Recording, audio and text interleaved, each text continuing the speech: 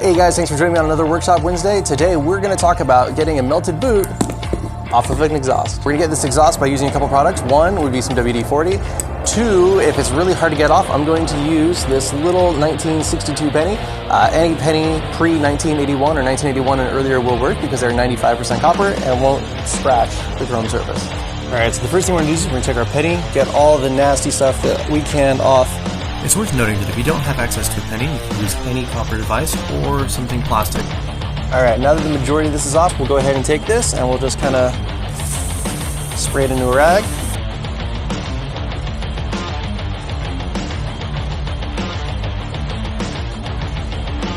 Again, we'll follow up with our detail spray.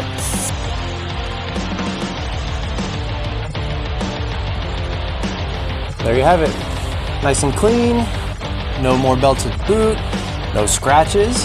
Again, pre-1981 penny, 95% copper, doesn't scratch the chrome as long as you're gentle about it. If you're digging in there like crazy, it probably will. But if you're reasonable about it and you have a very, very light feel and you use the edge of the penny, you'll be fine.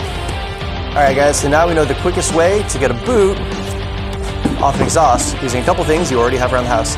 Thank you guys for joining me on this Workshop Wednesday, and we'll catch you on the next video.